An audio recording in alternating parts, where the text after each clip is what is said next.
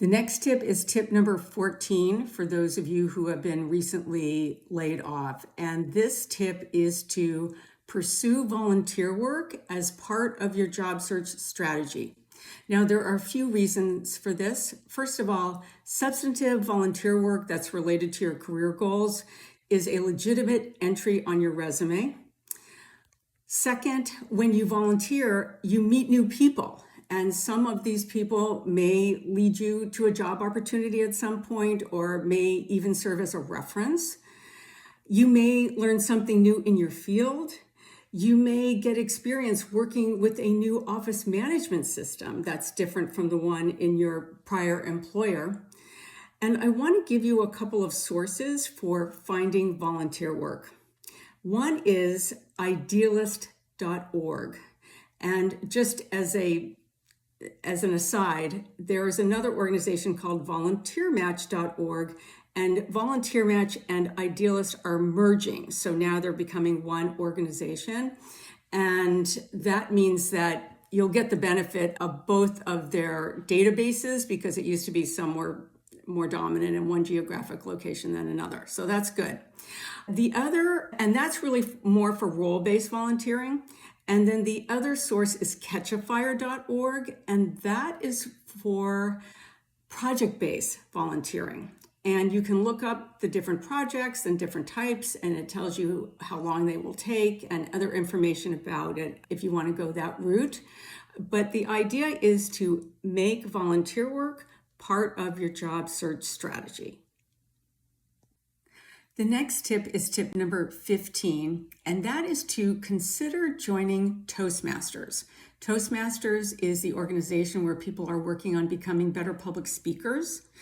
And there are Toastmaster chapters all over the place. You put in your zip code and you can find the one that's meeting in person near you. There are virtual groups, and it's relatively inexpensive to join. It's $60 every 6 months.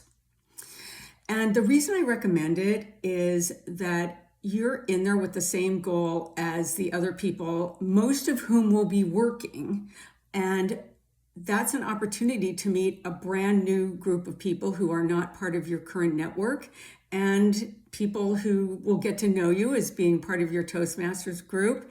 And when you let them know that you're looking to return to work, they could be a source of job opportunities for you. And at the same time, you are learning a skill that will be helpful to you in a whole range of roles that you might be looking for, or even that you don't even realize that you're going to need the skill for. So consider joining the Toastmasters organization for becoming a better speaker and also meeting new people who are not part of your current network.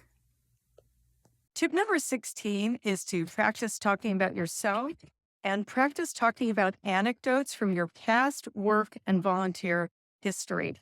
And this is not just for an interview, but this could be for conversations at a professional event or even getting into a casual conversation with someone about work and then ending up talking about some of the things you did during your career break or before that.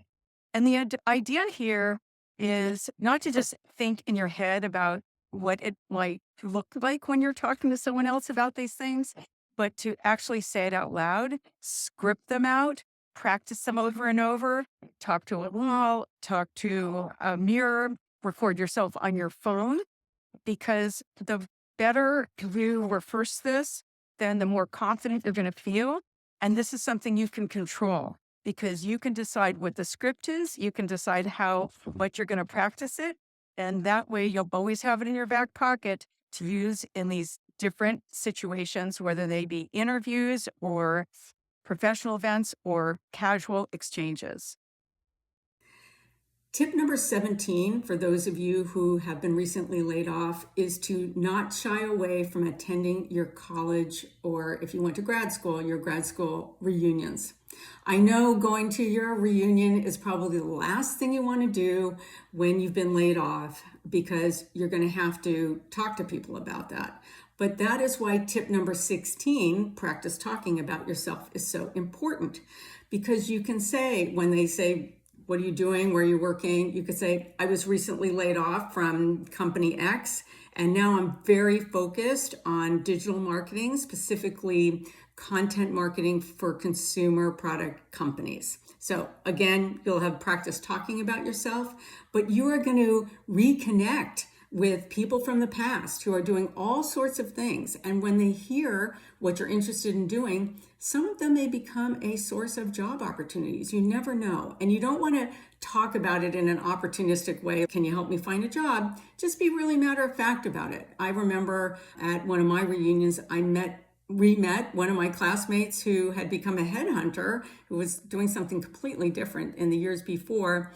And our conversation was not especially notable in any way, but a few months afterward, she sent something to me and she said, I have something that came across my desk that I think is a perfect match with your skill set. And that has to do with this concept of frozen in time. And I'll talk about that in tip number 18. But the tip here is to not shy away from going to reunions.